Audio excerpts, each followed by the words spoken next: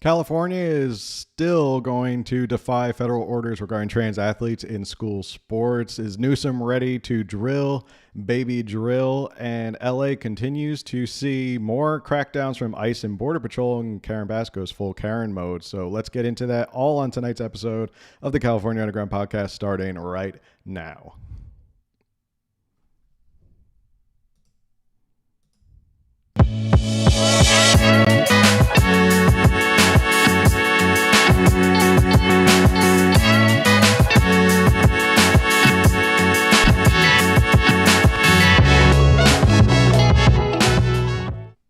What's going on, everybody? Thanks for tuning in to another episode of the California Underground Podcast, the most trusted podcast for all things California politics. I am your host, Phil. We have a ton of stuff to get to tonight. Three big stories, one involving trans athletes in school sports and how California continues to defy federal orders from the Department of Education under the Trump administration. We're also going to get into whether or not California is ready to drill, baby, drill and start producing more oil here in the state to help with gas prices. And LA continues to see crackdowns by ICE and Border Patrol, and Karen Bass has nothing else to do but go full Karen mode and use it as a publicity stunt. So let's get started. And before we do, make sure if you are new here, make sure you like, share, subscribe, review, all that stuff. It helps with the algorithm. So thank you, everyone. We are live on YouTube, X, IG, a whole bunch of different places, Rumble, I believe, as well. So thank you, everyone, for tuning in, and thank you, everyone, for hanging out in the chat tonight. I'll make sure to get to all of your chats and stuff like that throughout the show. But let's get first started in our first story. So news broke yesterday that California, the Department of Education here in California, basically said, we are not going to comply with the federal orders of the Department of Education, the federal Department of Education under the Trump administration, regarding trans athletes in school sports. And this is obviously probably no surprise to most people who have been paying attention to politics here in California, that this has become sort of a hot button issue. We're going to get into a little bit of why maybe Democrats are on the wrong side of this issue, but I do want to get into this story first off. This is from the Sacramento Bee. Goes on to say that California will not ban transgender athletes from competing in K through 12 school sports or change its anti-discrimination policies to exclude them, becoming the second state after Maine to defy the Trump administration over the issue. U.S. Education Secretary Linda McMahon gave California 10 days from June 27th to rescind any sports prizes awarded to trans athletes and ban them after the agency's Office of Civil Rights said that the state had violated federal anti-discrimination law by allowing transgender girls to compete with cisgender girls. Now, if you see this picture, this was sort of what started it all. His name is A.B. Hernandez. This individual right here was one of the transgender girls to compete with cisgender girls. If you're as confused as I am, I always get confused as to what particularly is the language, but that started this whole issue here in California and the Trump administration's crackdown of it. The California Interscholastic Federation, which governs school sports, piloted a program last month allowing cisgender female athletes to advance to a statewide championship track meet if they lost a qualifying position to a trans competitor after President Donald Trump singled out a 16-year-old high jumper, A.B. Hernandez, online. For more than a decade, California has allowed student athletes to use any facility and play on sports teams that reflect their gender identity. That law enacted way back in 2013 under former Democratic Governor Jerry Moonbeam. Article goes on to say California's refusal to violate its own laws now tees it up for a potential court battle over whether federal law prevents states from enacting laws protecting all students, including transgender one, according to Shannon Minter, the director of San Francisco-based National Center for LGBTQ Rights. All right. There's a lot of stuff to unpack here. If you are not really familiar with the story, they mention the California Interscholastic Federation. And I want to just point out who the California Interscholastic Federation is, because I didn't know who this CIF was.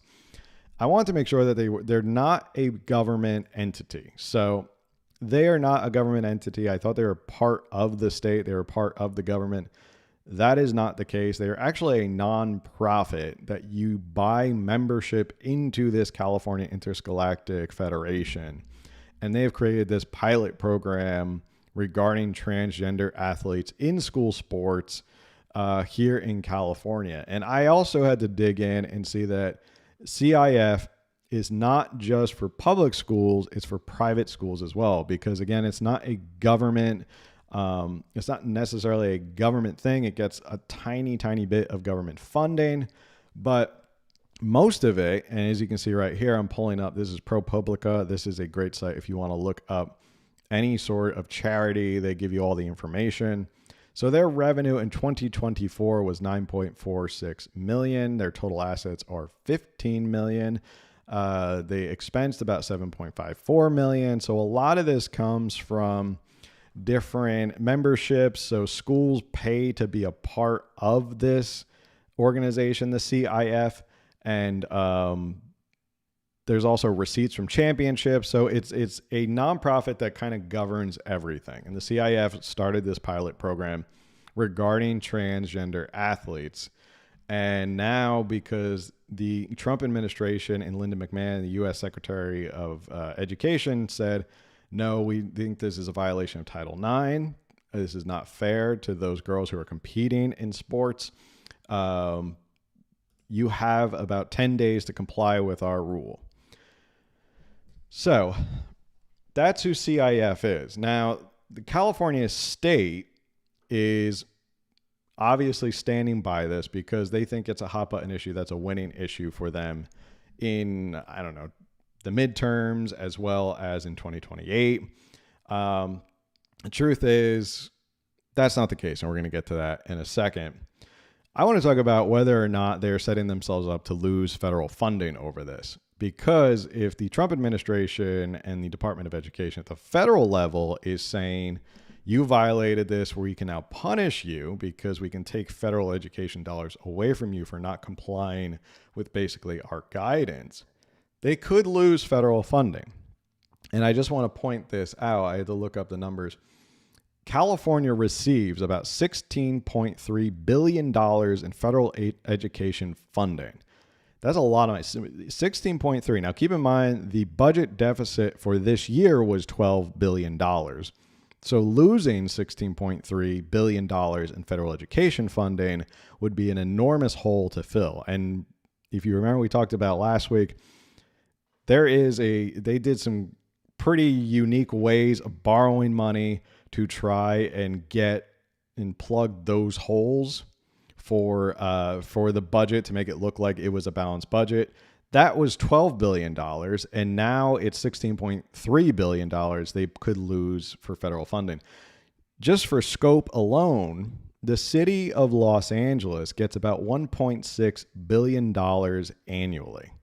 That's a lot of federal money. So they are definitely in danger of risking and losing all of that federal funding because they're not going to comply with what the Trump administration and the Department of Education is saying. Now, with that said, is it going to happen right now? Is it going to happen within the next week or two? This is, breaking news as of yesterday. A lot of the news was being reported this morning about this and how California is thumbing its nose at the federal government. I will burst your bubble right there. It's not going to happen almost immediately. I can guarantee you, and I think this has already been put out there by Gavin Newsom, that they are going to sue over this issue. They're going to take this to federal court.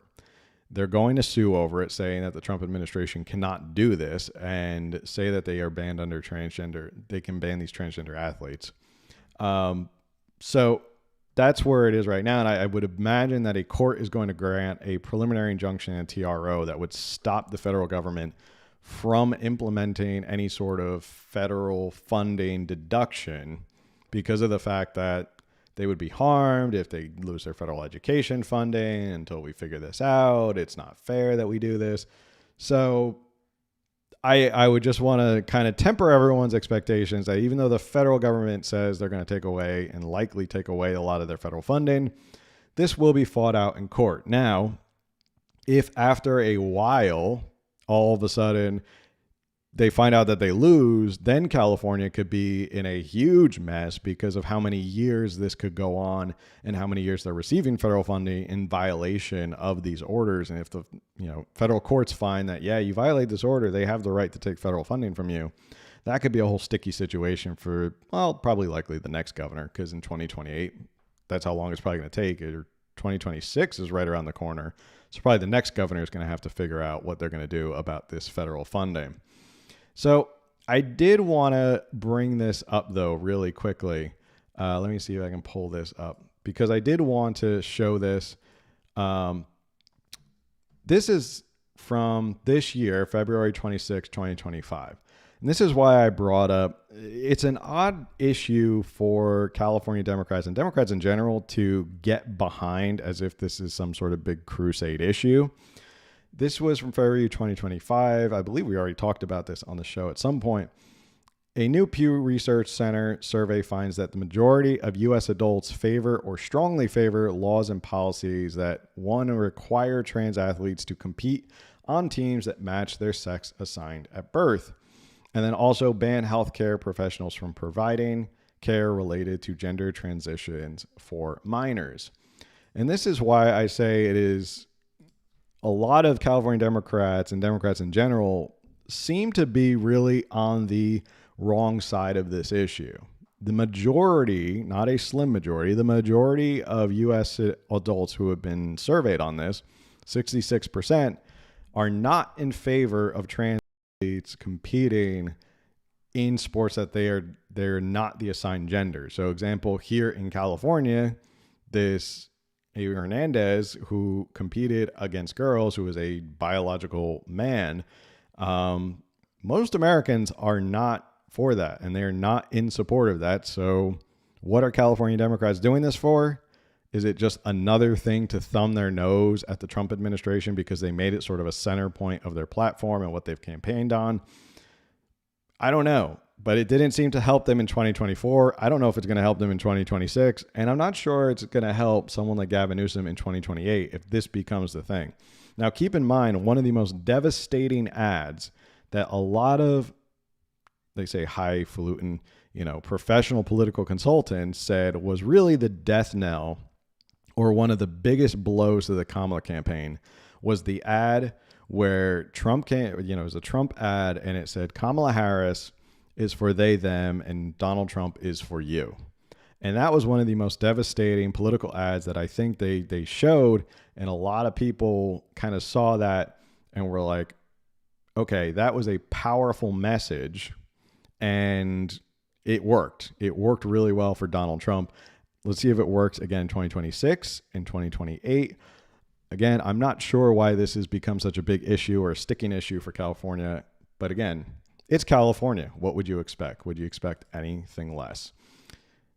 All right. I want to say hi to everybody in the chat who's hanging out with us live tonight, wherever you are, whether it's on Instagram, Facebook, anywhere, YouTube, all those places. Make sure you leave your comments and chats and stuff like that so I can get to them in a little bit between stories and then at the end of the show. All right. I want to get to our next story. Hold on one second. Bear with me. All right. Next story. Drill, baby, drill. Here in California. I know you're probably thinking that's a crazy sentiment, but yes, it has come out recently. I don't know if you've heard this news, but there is a small little sentiment coming up, bubbling up through the California government. Maybe it's time to drill, baby, drill here in the state of California. Let's get right into that news story. After fighting with the oil industry the past few years, Governor Gavin Newsom is considering new and some might say surprising action to keep the companies operating in California. The state faces the threat of higher gas prices and tight gasoline supply as two major oil refiners are preparing to shut down within the next year. KCRA 3 Capitol correspondent Ashley Zavala explains exactly what he's now weighing. Facing the threat of higher gas prices and tighter gasoline supply, California leaders, including Governor Gavin Newsom, are now seriously considering boosting oil production in the state.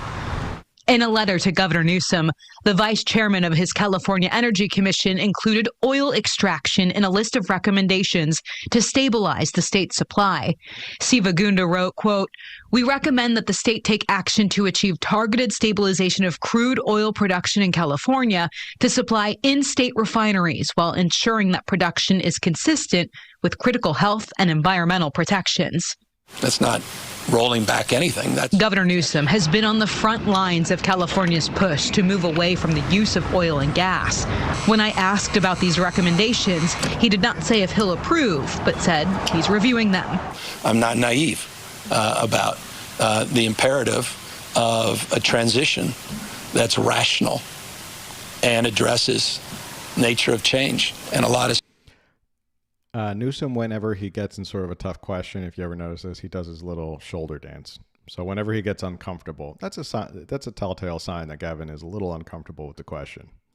Changed in the global markets, a lot of change in supply chains. A lot continues to change. We've got some challenges, and so it just requires some new considerations. One of California's challenges, its reliance on foreign oil.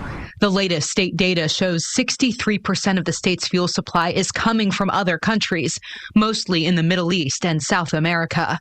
All right. I've brought this up on the show, and I always think it's worth repeating because of the hypocrisy regarding California Democrats who say that we can't produce oil and that we have to get away from oil, we have to get away from fossil fuels because it's bad for the environment, it's bad for climate change and all that stuff.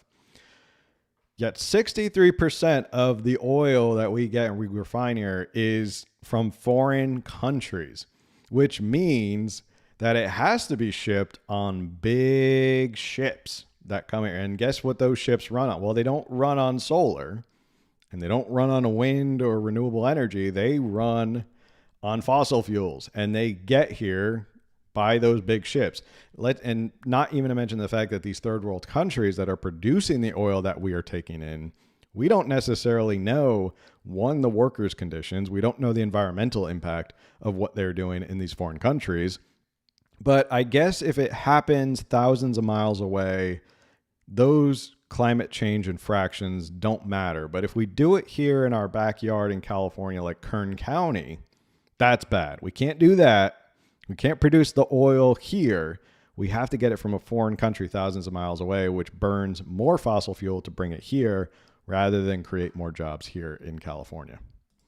From both sides of the aisle acknowledge the global conflicts could mean more challenges for the state's fuel. The in-state producers in the state of California, they produce the cleanest oil and gas ever. Republican State Senator Shannon Grove represents Kern County, where the state has well-established oil fields with several environmental regulations in place. Right now, we're in a drastic situation. It's actually a catastrophic cliff, and that is not hyperbole. That is not something that's just to alarm people. We have two additional refiners that have announced closure if we don't get them oil to produce and we don't take care of the situation that we have in this state regarding in-state production. Grove says the governor and legislature need to seriously consider the California Energy Commission's recommendations and act fast to keep refiners in the state.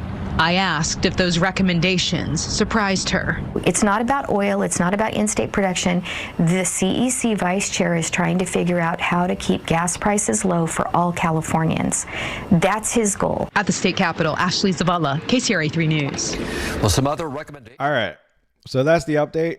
They are now, I can't believe I'm saying this, the California state government is recommending some parts of, hey, maybe we should start producing more oil here. Maybe we should take it easier on the refineries. Maybe we should try to keep them here because gas prices continue to go up and there's all this rumbling that we might be facing $8 to $10 a gallon gas sometime soon in the future. Here are some quick facts from the, I believe it's the EIA.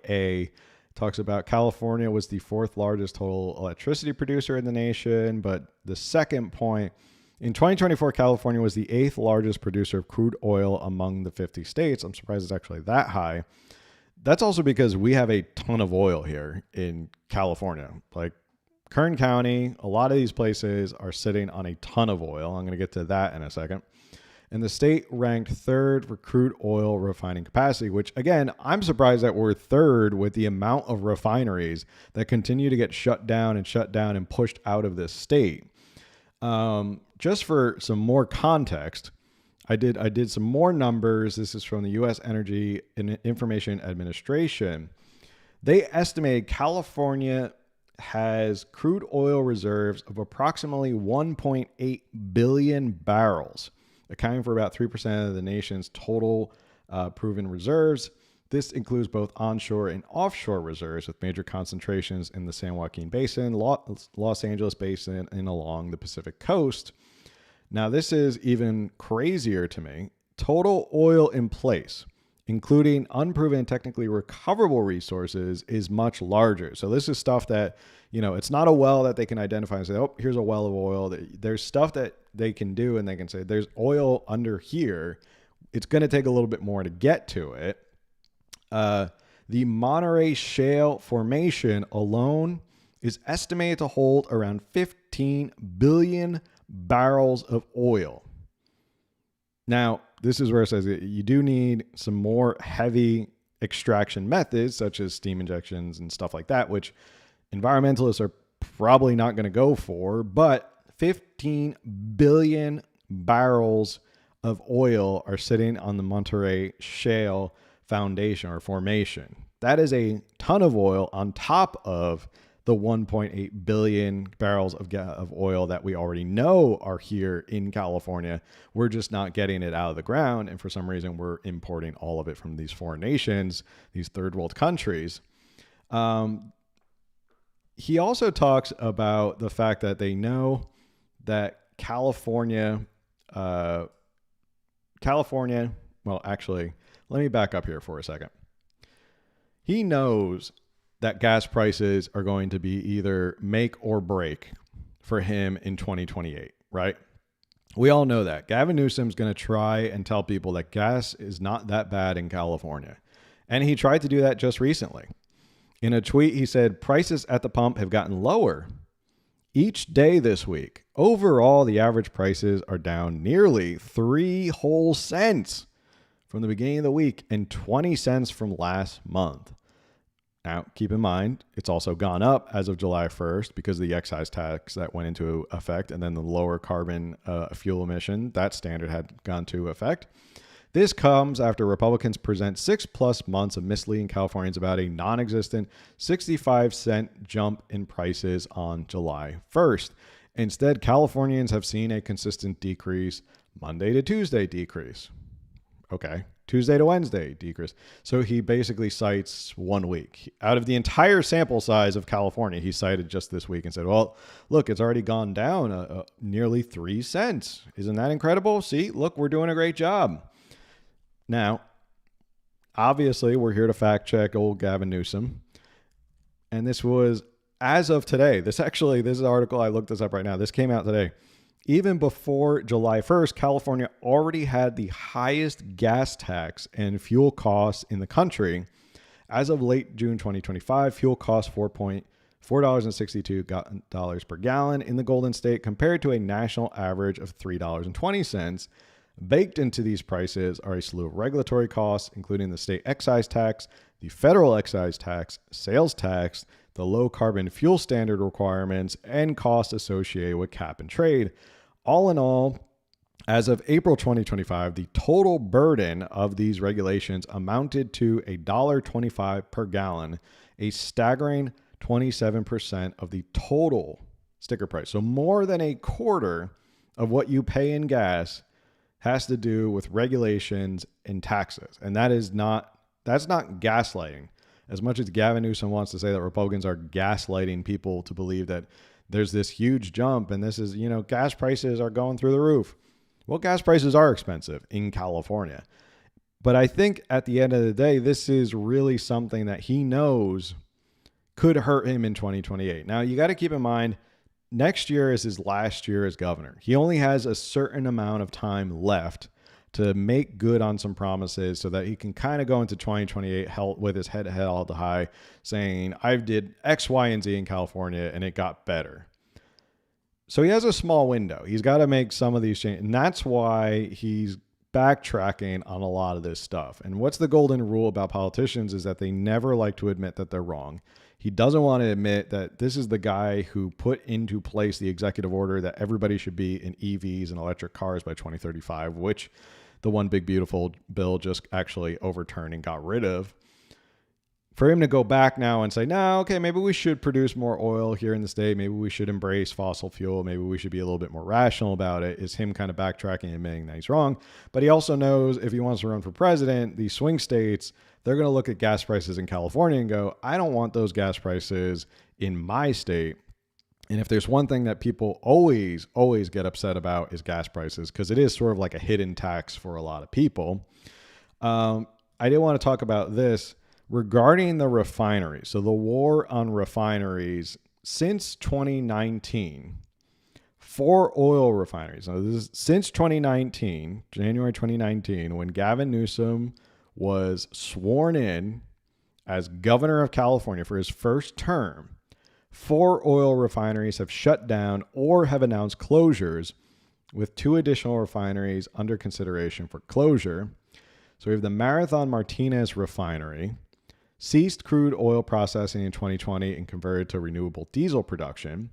Phillips 66 and Santa Maria refinery shut down in 2023 with operations shifted to renewable fuels at the Rodeo facility.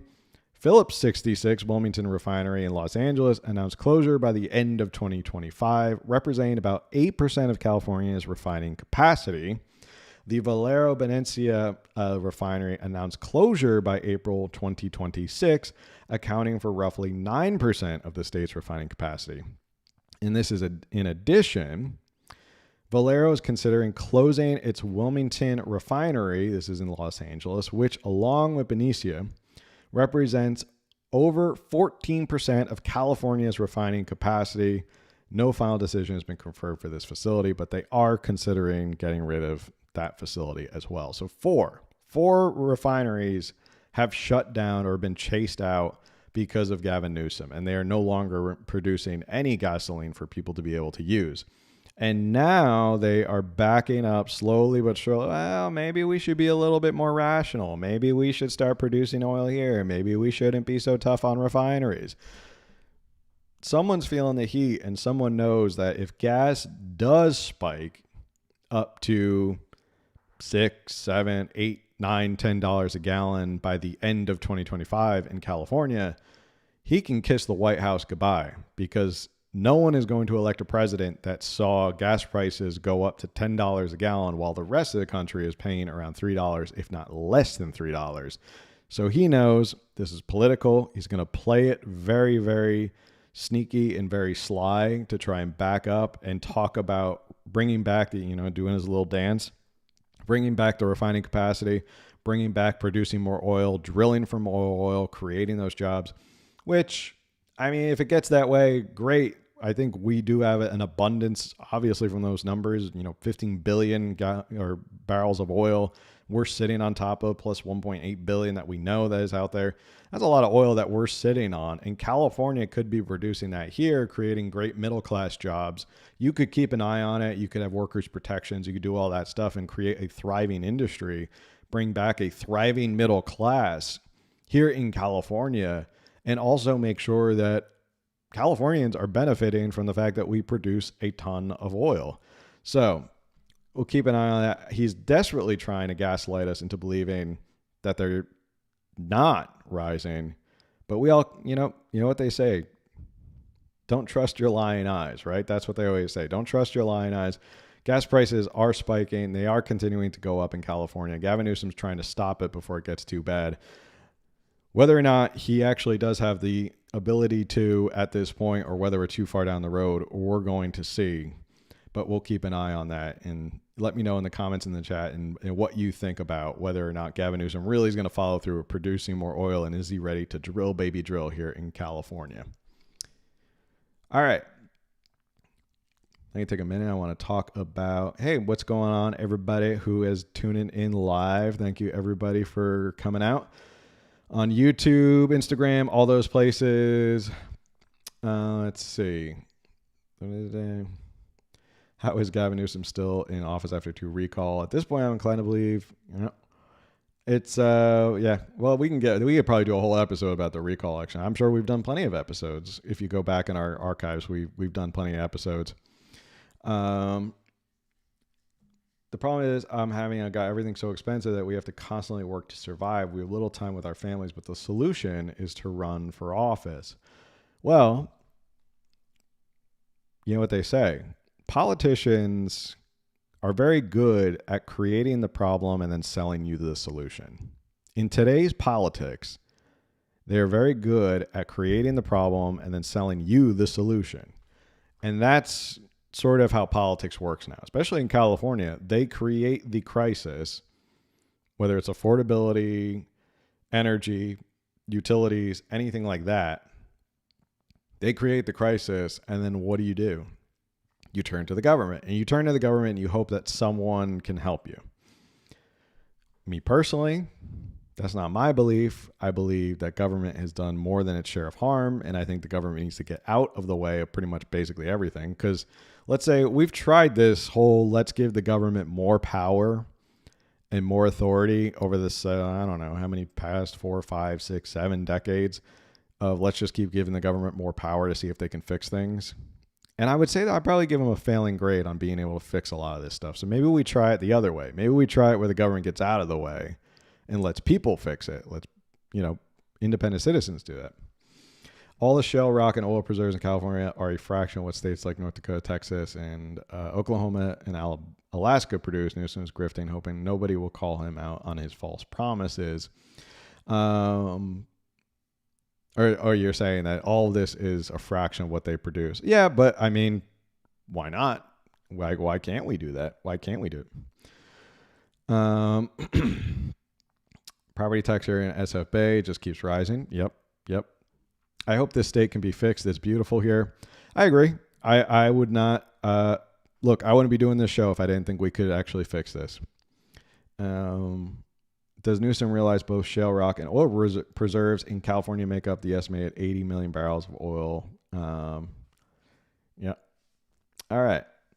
All right, let's get to our next story. Actually, let me take a sip first real quick.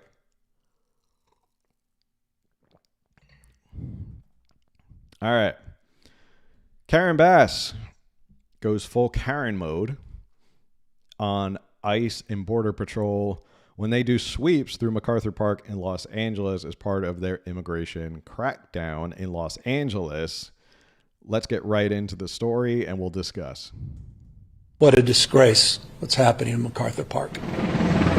What theater. Governor Gavin Newsom slamming President Trump for the federal immigration raid on MacArthur Park, including horses and troops. That's the message from the polluted heart of the President of the United States. Governor, the Border Patrol Chief, Gregory Bovino, said to Fox, the federal government is not leaving L.A. I don't work for Karen Bass. The federal government doesn't work for Karen Bass. We're going to be here till that mission's accomplished. What's your response? Tough guy. He does work for us. He may want to check his pay stub. He's a public servant. We're taxpayers. I'm sorry. Do you want to say that again? You are a public servant, so you work for the people. Public servant works for the people because we, the taxpayers, are the boss. Yet we have officials in California who act like kings, like Gavin Newsom did during COVID and told people whether or not they could go spend time with their family on Thanksgiving or Christmas or any other holiday. And now he's lecturing people on the fact that they're taxpayer funded, so therefore they work for us. What a novel concept, Gavin. The idea that public officials and public servants work for the people of the state and the country. What a novel idea. What about in Los Angeles, the people who have made millions off of homeless and have not been held accountable for the millions and millions of dollars that have gone missing? do they still work for the people of the state? Because it feels like a lot of these public officials act like they know better than us, and they like to talk down to us and lecture us. So interesting theory here, Gavin Newsom. When you want to assert your authority, all of a sudden every public servant and every government employee works for the people. But when it's you have this moral high ground, and you and other officials like you believe you have the audacity or the moral high ground to lecture the rest of us. He works for the people of the United States of America. These images distracting a bit from these images of rebuilding. Oh my God. Exactly 6 months since California's wildfires in January. I wanted just to briefly sort of mark this moment. The governor hosting an event at Pasadena City College featuring a variety of leaders that give credit to the Trump administration for what they call the fastest fire recovery in modern history. Debris removal is 96% complete by the U.S. Army Corps of Engineers. And this is going to be something that is going to help people navigate the rebuilding effort. LA County Supervisor Catherine Barger lays out what she calls the blueprint for the next steps, including streamlining permitting, accelerating inspections, restoring key home utilities, and water, gas, power, and internet coordination. That could include AI-powered permitting within the next week to speed up the process. You put out a letter to DWP. In January, Governor Newsom told us that he was launching an investigation into all the water issues that made the fires worse. Today, I asked for an update. We'll have that information for you in August. A big question now. Keep that in mind. He'll have that information for us in August. Okay. We'll be waiting. We'll be waiting, Gavin. We'll be waiting for that investigation as to what happened with the Department of Public Works. Okay. House Republicans fund more assistance for Californians, especially those uninsured and underinsurers. The governor has asked for $40 billion from the federal government to help pay for all of this. Democratic Congressman Brad Sherman represents the Palisades. Frankly, I don't think we'll get the entire request. To me, the most important part of the request is what would go to individuals who lost their businesses or lost their homes. He says aid for Texas's flood victims could be part of one big bill that would also help California. Those two disasters and other disasters. Do you think Republicans are going to give you the money that you're asking for if this conflict... We're all in this together. I'm going to South Carolina. I think they should get every penny of what they need. North Carolina should get every penny of what they need. The governor says he's going to South Carolina this week to discuss disaster relief strategies. But the state also happens to be a key early state in the Democratic presidential primary process.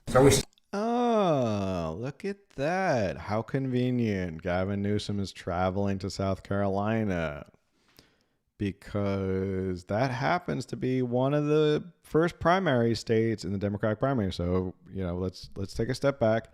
It goes Iowa, New Hampshire, and there's a couple others up in there, and then it goes South Carolina. So those first three are very crucial to gaining the momentum to see if you have what it takes to be the next presidential nominee of your party. Interesting. Then he goes to South Carolina, starts drumming up support there about how they need to get all the support that they need. They should get every dollar they have. Except for the poor people in North Carolina who we're still waiting on the Biden administration to help them after all those storms and everything.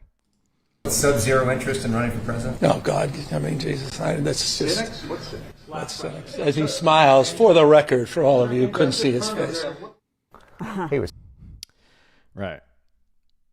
As it is the worst kept secret in basically all of politics right now is that Gavin Newsom is going to run for president. We all know that's going to happen. Okay. Like, that is not going to be a shocker. That is not going to be something we're all surprised at.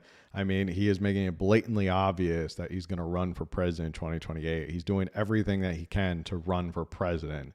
And he pretends like, oh, I'm above that. I'm too busy doing things, not solving problems and not giving you the results of the investigations. Well, another Democratic politician who we all know loves the publicity stunts and loves to get in front of the cameras is LA's own Mayor Karen Bass, who after she heard about the raids going on down in MacArthur Park, decided she had to show up and she had to make her presence known and she had to say some bombastic things. Any comment, Mayor Bass? Thank you. Mayor Bass, any comment? Yes, my comment is they need to leave, and they need to leave right now. They need to leave because this is unacceptable. Who did you speak with? Just wait and see. Mayor Bass, They will be leaving soon. Mayor, who did you speak with on the phone just now? Who did you speak with on the phone? The head of customs. Wow. Okay. Now, whether or not she just talked to him or not, gotta love how she's like, you gotta leave right now. You gotta leave right now. As if she can wag her finger at federal law enforcement and tell them to get out. She almost had a tone of like, I need to talk to your manager right now. That's why she got on the phone. I need to talk to your manager about why you guys are here. This is from Bill Malugin, who is a reporter in Los Angeles. I just spoke to Border Patrol Chief Gregory Bovino. He was in the video. It was the official on the phone with LA Mayor Karen Bass at MacArthur Park today. I asked him, so first off, it was a Border Patrol chief, not Customs. I asked him for his message to her as she demands raids end. Quote, I don't work for Karen Bass. Better get used to us now because this is going to be normal very soon. We will go anywhere, anytime we want in Los Angeles. So just a reminder, just to kind of break it down, if you wonder why ICE is going so hard in Los Angeles, there's probably a good reason for it because the numbers point to why, if you're going to crack down on immigration in the state of California, LA might be the place to do most of your effort. USC estimates that there's around 900,000 to 1 million illegal immigrants in the city of Los Angeles. A 2024 report from the California Budget and Policy Center referenced approximately 1.8 million undocumented immigrants in California. So just for comparison's sake, if we're saying 900,000 to 1 million live in Los Angeles and there's about 1.8 in California in general. Now, numbers vary. I mean, there's numbers all over the place, but let's just take those two numbers, 900,000 to 1 million and 1.8 live in California. You're talking about half of the undocumented citizens or illegal immigrants live in Los Angeles alone, right? That's, if you're going to really emphasize or focus on an area, you'd probably want to focus on the city that has almost half of the illegal immigrants population in the entire state. I mean, that makes sense. You don't want to go run all over the state and spread your resources thin. So why not concentrate on the one area where you think that's probably going to have the most results for you? The one big beautiful bill, which just passed and was signed into law last week, allocates about 150 to 170 billion for immigration-related enforcement. So when Officer Bovino says that we aren't going anywhere, she better get used to this, is going to be the new normal. The bill says what it says, is that they are increasing enforcement, they are increasing more money for ICE and Border Patrol and all that. So LA better get used to this. This is really the federal government coming in, and Karen Bass can wag her finger and talk to the manager as much as she wants. Federal law enforcement's not going anywhere. ICE isn't going anywhere. Border Patrol, Customs, they are not going to be intimidated by Karen Bass at all. So she can come down for a little publicity stunt. She can come down for a little photo and all that. But at the end of the day, they're not going to be threatened. They're not going to be scared off by Karen Bass running down there and wagging her finger at her. So get used to it, I guess. Get used to the fact that they're going to be there in Los Angeles and that they are not stopping. And if anything, they're probably going to ramp up even more. All right. Just want to take a second, say hi to everybody in the chat. There are three big fires now in California. Yeah, there's fires going on right now. And I guess Gavin figures I'm going to go head out and be in South Carolina. Vinny Boy says, I will save us the trouble and guess the government investigates itself and will conclude no wrongdoing in August. Yeah, probably. Now, keep in mind, Miss Quinones, who is the head of LADWP, she makes about $750,000 a year as the head of that department. Remember that whole thing Gavin Newsom said about public servants and we pay them and stuff like that? And I don't know. I didn't know public servants get paid close to $1 million when you want to be a public servant. I thought that was sort of a sacrifice, not a get-rich-quick scheme, but only in California. They basically let the floodgates open. in LA. Shout out to Brett for all the housekeeping. Thanks. $170 billion budget for ICE. All these blues and blue mayors are now worried about losing their voter base. Karen Bass is as effective as a sleeping bag with no zipper. Somebody says there's at least 10 million illegals in California alone. That's 40 million people in California. Right. And I said, these are the estimates. These are different studies, but I was just giving you an idea of like, okay, so if it's 900,000 to a million, then who knows? That's almost half. But either way, there is a high concentration in Los Angeles County and the city of LA. It's its own. So, all right. I want to get to our last story. So I didn't mention this at the top of the show, but we do have one bonus story that I think you all get a kick out of. It's not really California. It goes kind of, I guess it goes hand in hand with this last video. But I want to talk about this story. Again, not California based, but sometimes we veer off from California. So, all right. Isn't it ironic? The header says it all. Isn't it ironic? That sign, pay taxes, learn Spanish, respect my culture. Do you think this is from a protest here in the United States, from Texas, Florida, something like that? No, that's not here, because you'd think if you saw someone holding a sign that says, learn my language, pay taxes, and learn my customs, if you told someone out of the blue and told them on the street what that sign was and where they think that protest is happening, they'd probably tell you it's Oklahoma or Texas or Florida or some red state like that. This is Mexico City. This is Mexico City. There are protests going on down in Mexico City over the fact that there are Americans who are down there, who are living there, who are renting out apartments, and they have a little bit of a problem with Americans being down in Mexico City. So let's watch the clip and see if you see any similarities between what's going on here in LA and down there in Mexico City. And I apologize to anyone who's listening on audio because you can't see the subtitles, but I will explain after the video.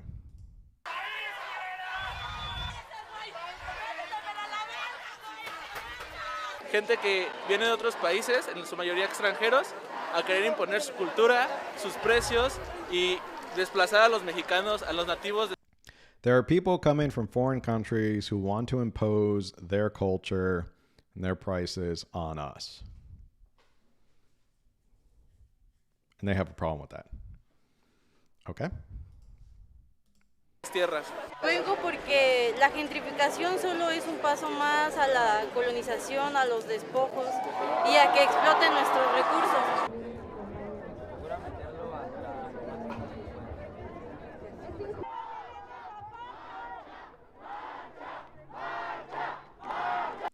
It says demonstrators spoke out against wealthy digital nomads driving up prices. Talk about that right after the video. Particularly Americans who can stay in Mexico for 180 days without a visa. En 5 años las rentas han subido 47%. Eso es algo violento para la población local. Nosotros nos estamos debatiendo entre pagar la luz, pagar el agua o comer. Entonces, por supuesto que preferimos comer. Aunque aún tenga el sueño de querer un departamento donde vivir sola, pues realmente va a ser difícil. Por los precios. All right. That last guy was talking about TJ, if I heard him say right about in TJ how prices are going up. Now, TJ, keep in mind, is a border city. There's a lot of back and forth. As someone who lives in San Diego, I know there's a lot of back and forth. Love TJ. There's a lot of great things. I will say this. Love Mexico City. I've been to Mexico City several times. Beautiful city of art, culture, food, and stuff like that. I highly recommend if you like Mexico. Mexico City is definitely someplace to go. A ton of beautiful history and art. And some of the most amazing food I've ever had in my life is down in Mexico City. TJ, also a great city. Love TJ as well. But obviously, I'm sure if you're watching this, you're picking up on the irony of what they are saying. The irony is that you have people in Mexico who are upset about the fact that Americans are moving in and they are staying in Mexico City. Now, this is not a new phenomenon. This is not a breaking story. This is not something this has been going on since basically the pandemic. There was an article which I tried to find. It's pretty old, so I couldn't find it right away. I remember reading an article around 2020, 2021, when everyone decided, well, okay, I can work remotely. So why would I work remotely in an expensive state like California, like Silicon Valley? Why would I do that when I can go anywhere? And it's hurt my home city of San Diego because a lot of people moved down here from Silicon Valley and drove up the prices of stuff and bought houses and drove up the prices of everything. So, I mean, I understand what that's like when people move in, they drive up the prices of stuff. But this has been an issue going on in Mexico City for a while, where they are mad that people who can work remotely are moving down to Mexico City because it's obviously a lot more affordable. They can live down there in these nice big apartments. Basically, for a fraction of the cost, they can still do their nice tech job and live really well down in Mexico City. Because if you know anything about Mexico City, there is a little bit of discrepancy of class kind of inequalities. There are the people who have a ton of money in Mexico City, a lot of people who are very, very wealthy in Mexico City, and they live a very lavish lifestyle and they live very well. And then there's people who are obviously on the other end, which could be abject poverty. So you have a lot of these people who are upset because Americans are moving in and driving the cost up of everything. It's happening in TJ too. They're literally building apartments down in TJ geared towards those who want to live in TJ because it's a fraction of the cost, because you can buy a condo or something like that down there. Now, you can't buy a condo. Disclaimer, you can't buy a condo if you're not a Mexican citizen. You get a 99-year lease or whatever the heck they do. But they literally are marketing towards Americans who want to live in TJ, which then drives up the cost because Americans are now living in TJ and crossing the border. With all that said, it's funny that they want to kick a lot of Americans out and say, we don't want Americans here. Get out. We don't want you. We don't want your money or anything like that. Two things that when you think about Mexico and where they get a lot of their income and their GDP, one of them's got to be tourism, right? There's got to be a ton of money coming in from tourism. So this was from 2023. It was a record of $30.8 billion of people spending money on tourism going down to Mexico.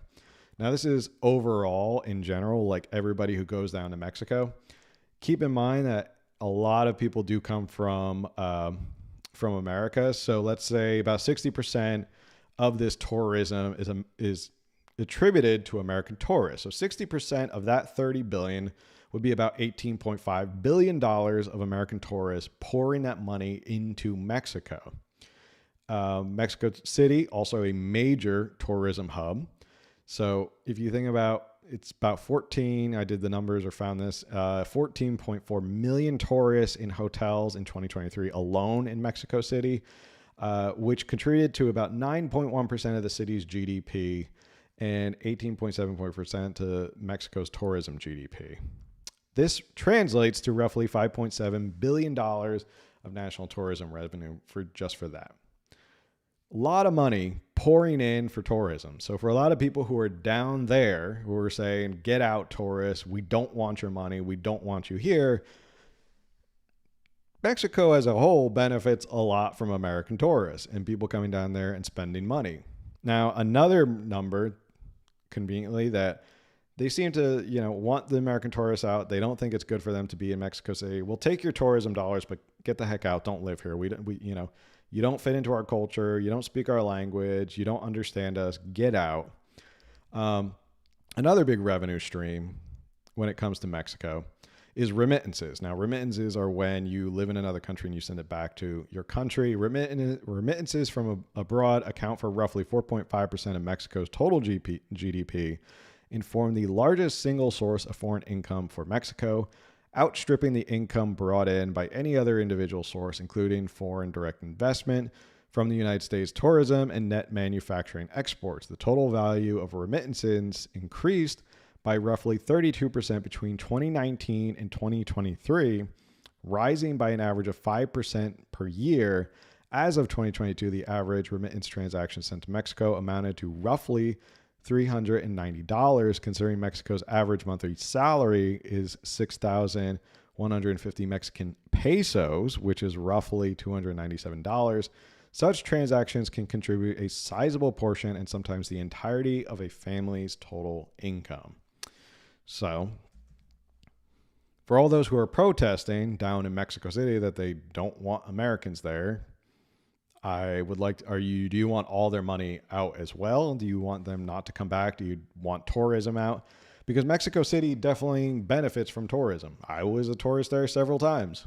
Spent money in Mexico City. I like going down to Mexico and touring and visiting Mexico. So where are we at here? Do you want the American dollars to come down to Mexico and help stimulate the economy? Or do you want them to all leave? But I think the bigger story that anybody who's watching that video finds it incredibly ironic that you have protests going on here in Los Angeles where people are waving the Mexican flag and they are protesting for undocumented citizens to stay here in California. And then down in Mexico, they're waving the Mexican flag and they're telling Americans who are there lawfully, basically, because they're allowed to be there for 180 days without a visa, telling them to get out. So in Mexico City, they want people who are down there contributing to the economy to get the heck out. And then in LA, they want people who are here illegally, they want them to stay. If you don't get the irony, I don't know what else to tell you and where else to go from there. But that was one story that I wanted to share with you. All right, finishing up. Thank you, everyone who's been tuning in. This is a good night. The hour always flies by when I always think I don't have enough stuff, and then the hour just absolutely flies by. Some of you already guessed that it was Mexico City right off the bat. Yep. What else is going on?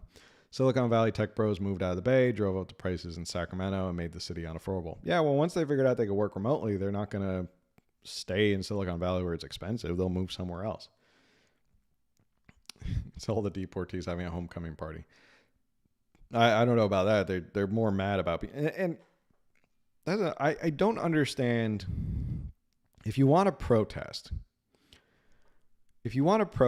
like you're not happy that Americans are there in Mexico City, why are you destroying Mexican businesses? Like Mexican business owners, why are you destroying their businesses who are contributing to your own economy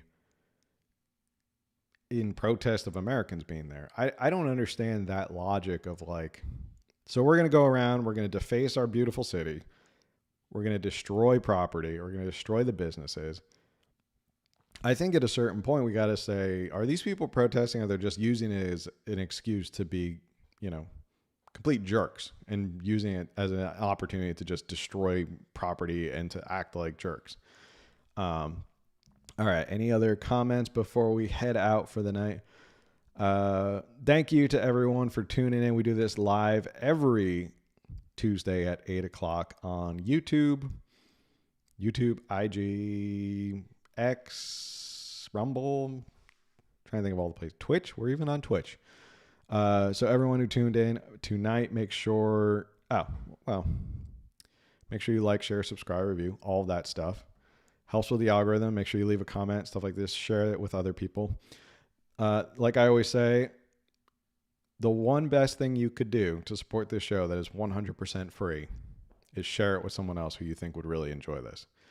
All right.